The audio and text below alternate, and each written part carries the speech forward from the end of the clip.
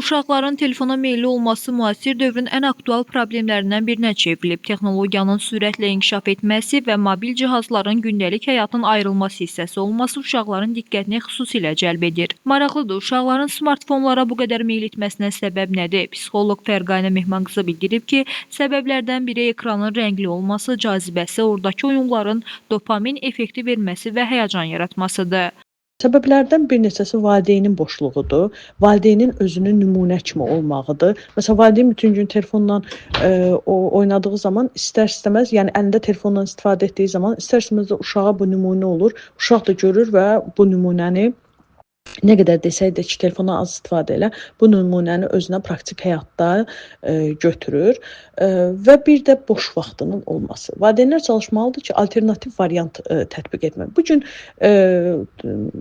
mütəxəssislər deyirlər ki, 12 yaşına qədər uşağa smartfon telefonu vermək doğru deyil. Amma bu praktikada və özünü göstərmir, doğru göstərmir. Çünki bilirik ki, təhsillə bağlı problem, yəni təhsildə olan hər hansı bir həll edilməli məsələləri, PDF-lər var ki, bunlar uşaq telefonla məsələləri həll edir, telefonla oxuyur. Bununla belə 3 yaşına qədər uşaqlara telefon verilməsi qətiyyən tövsiyə olunmur. Bu zaman uşağın diqqətində problemlər yaranır. Sosioloq Lalə Mehralı qeyd edib ki, smartfonlardan bu dərəcə asılılıq pandemiyadan əvvəlki statistika ilə üst-üstə düşmür. Çünki bu dönəm uşaqlar onlayn dərsdən istifadə etməli oldular. Mən elə zənn eləyirəm ki, uşaqların 16-17 yaşından əvvəl smart telefonlardan, ümumiyyətlə onlayn sistemdən istifadə etməsini məhdud şəkildə həyata keçirmək lazımdır. Azad internetlə, azad telefonla təmin elədiyimiz uşaqların, azyaşlı uşaqların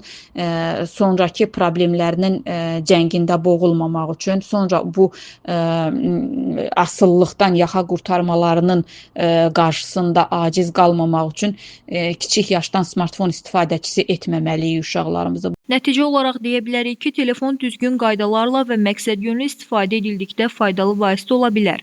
Əks halda isə uşağın inkişafına mənfi təsir göstərə bilər. Buna görə də telefondan istifadə də uşaqlara şüurlu, ölçülü və nəzarətli şəkildə aşılanmalıdır. Leyla Səməndər, Yeni Azərbaycan TV.